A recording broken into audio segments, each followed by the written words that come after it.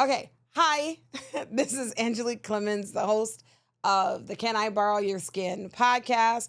We are in July and the year is more than half over. And I am extremely grateful to all of you guys for rocking with me and walking this journey with me. It has been a fantastic journey, and we're just going to keep chugging along and finish out 2026 strong. Today, we're actually going to talk about the quote by Stephanie Bennett-Henry that states, "It's a hard lesson to learn, but the truth is you cannot love yourself and someone who hurts you at the same time. Please choose you." Like, on the surface, that quote makes so much sense. And it's an analogy about self-love. It's the equivalent of 1 + 1 = 2. And we all know basic arithmetic, at least I think most of us know basic arithmetic at this point. But the issue is not knowing or understanding that someone who hurts you, you should not love over yourself, but it's that knowledge of what they did to gain your love. Most people don't go around just seeking someone to hurt them and being like, "Oh, I'm so enamored with you and you're going to be mine forever because you beat me or you hurt me emotionally." Like, that's not how we as humans work. It's the fact that this person did wonderful things for you, and they may still do wonderful things for you here and there, but they also hurt you. And it's the fact of the matter that the human brain takes 3 to 12 months to fall out of love. You know, and if you have even deeper connections with someone that you've been with for a very, very long time, it can take up to 7 or 8 years for the neural connections in your brain to completely fade away.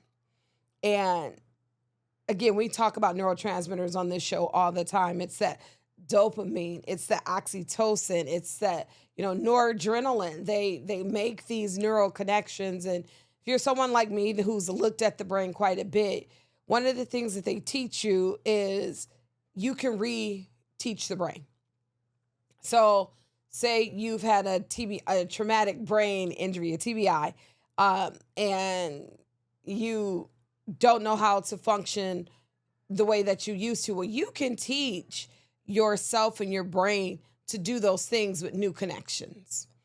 And so this person who you love, they begin to hurt you, or, negging apparently is a thing now, or they show you all these wonderful things about themselves and they start to slowly sprinkle in that hurtful bullshit. And at first you gaslight yourself and you're like, that's not what they really did, or, "Oh, no.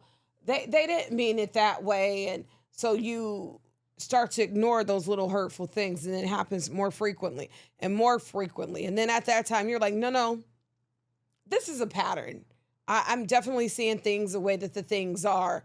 And so then you confront them and you're like, "Are you doing these hurtful things on purpose? Is this who you are? Because if this is who you are, I don't want to be with you." And then they start gaslighting you. So they gaslight you, which makes you think back on the ways you were gaslighting yourself. And you're like, "Okay, no. This isn't real." And so when you start thinking about the way, so first you have this straight way where you're like, "I love this person loves me, and it's all good." And then the hurt starts to come in, and it's not just A to B. And so now your brain goes A to C to B, and because you're gaslighting yourself. And then you're like, no, this is bad. This is bad. But then they start gaslighting you. So then you get A, D, B, C. And so all these things that they're doing, your brain starts making new connections to get you back to this place where you're happy. And so that's why it takes so long for your brain to fade and to realize, this is no longer giving me joy. This connection is bad. This way to the connection is bad. This way to it's just all bad. And you have to learn to not go A to B. And honestly, breaking that connection can be physically painful.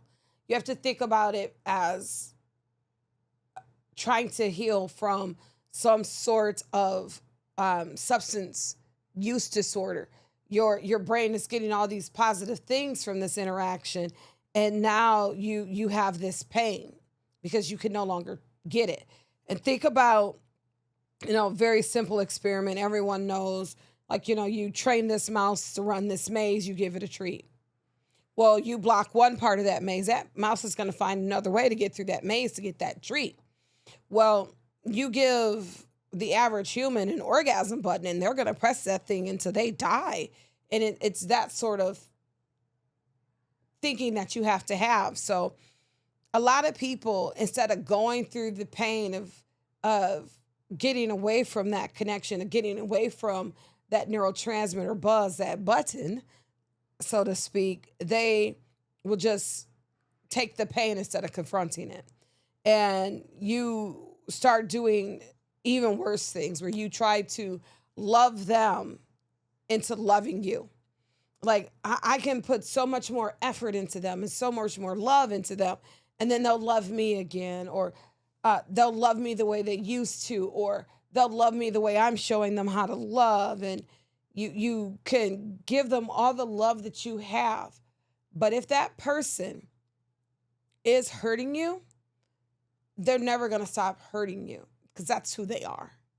And so you can give the love and give the love and give and give and give and give and give, and they'll happily take. I don't know a single person you say, hey, let me give you all these wonderful things. And you want the wonderful things, but you say, I'm not going to take these wonderful things, even though you're going to keep giving them to me. No, I like it. I like it. I like it. But no wonderful thing. That's not at all how things work. And so people are going to keep taking all of this love, but they'll still give you the hurt because you're reinforcing that. They can treat you however they want to treat you, and you're still going to give them what they want, or even more than what they were getting, or even more than what they were expecting, because their actions, their hurt doesn't matter. They can do all these negative things and they can treat you really, really poorly, and you're still going to give because you would rather continue to give for that small piece of goodness that they will give back, or you'll give and accept that hurt because it's better than confronting the painful path forward to fade those neural connections. Or you just put yourself out there and have faith.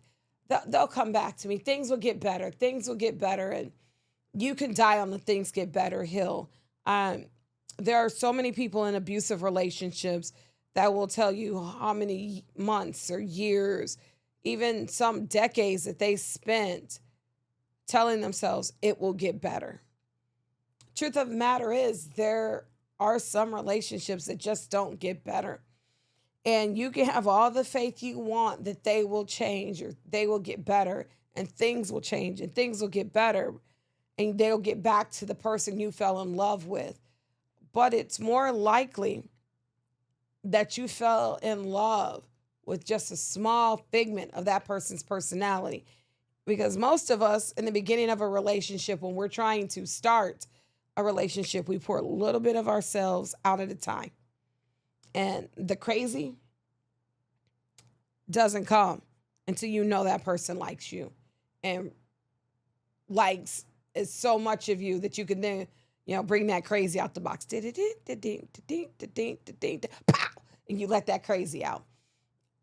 And sometimes when you let the crazy out, people are like, oh no, that's too much. And they will leave. And that is a risk you have to take if you're going to be your authentic, true self with people. And then there's those people who let the crazy out so infrequently that you then gaslight yourself that that's not really them. Or their hurt is so, in your mind, so small compared to what you get out of it that you're willing to accept that just to have that person. And I do want to put a brief comment in here about DS relationships, because there's a big difference between consensual hurt in a DS relationship than the non-consensual hurt that I am speaking about. in relationships where there is a certain amount of physical pain that is expected and agreed upon at the onset, that's much different than, the physical hurt or the emotional hurt that you get, and you gaslight yourself into thinking, well, that's not who this person really is. And the kind of pain that I'm talking about now, about this Stephanie Bennett Henry quote. So, what you have to do and what you have to get to, and you need to sit yourself down and talk to yourself. And at the end of the day, and the base of the question, as you start to face rewriting these neural connections and telling your neural network, I know I love this person, but they're hurting me. You have to say, well, who do I love more? Me or them? And at the end of the day, that is the only thing that matters, is who do you love more? Yourself or the person hurting you? And you need to ask yourself, how can I choose me? And also choose the person hurting me. You should be choosing yourself. You are worthy of being loved, and you're worthy of having someone love you the way that you deserve. And when you choose yourself, channel all that love and all that affection that you are giving to this person that does not deserve it into yourself. It's that song, and right now I cannot think of the artist's name, but buy yourself the flowers and date yourself. Take yourself out. Write your. I'm a firm proponent of throughout the year do little nice things for myself. Early in my marriage, every year when my husband and I went to an event or he got me flowers and wrote a sweet note, I would put it in a box. Ticket stubs or the note from the flowers, or I'd take pictures of us out when we did something and print out a copy of the picture and put it in the box. And at the end of the year, on December 31st, we have a lot of traditions that we do, both from my cultural backgrounds and his cultural backgrounds. But one of the things that we did together is we would take these boxes that we made and we would open them up. And I would write the date on mine. So I would just pull something randomly out the box and look at the date, talk about it, talk about the memory. And this is what we would do for like an hour and a half every December 31st. And it was nice to recap all the wonderful things that we did together as a couple. I recommend that if you're someone going through a hurtful breakup, especially a breakup of a relationship that lasted a really long time, if you're getting out of an abusive relationship, when you start dating yourself again, write yourself love notes, put them in a box or in a jar. Send yourself flowers, take yourself on little dates, write those memories and put them in a jar. And you don't have to wait a whole year if you're having a very, very difficult time with this breakup, with learning to date yourself and learning to love yourself again, once a month, once every 6 months, once a quarter, however long you need before you have to reassure yourself. Sit down with that jar, that box, if you want to make notes on your phone, however you want to do it, and read the nice things you wrote about yourself. Look at some of the pictures that you took, the things that you took yourself on. Take yourself to get a mani-pedi. Take cute pictures of your nails or whatever, and put those things in a box. And when you need that reassurance, sit down and read the notes you wrote to yourself. Talk how you talked about yourself like a rock star. That one time you took yourself to that one restaurant that person would never take you to, and you've been dying to go, and the picture of your plate or your beverage or whatever. Like, do those things for yourself. And, whether it's once a month, once a quarter, every 6 months, every year, however, sit down and read those notes. Look at those photos and Remind yourself how amazing you are as a person, how much you love yourself, and how deserving you are of being loved. And quite frankly, how easy it is to show you love. Because what that person did not do, someone else is willing to do it for you, even if that someone else is yourself.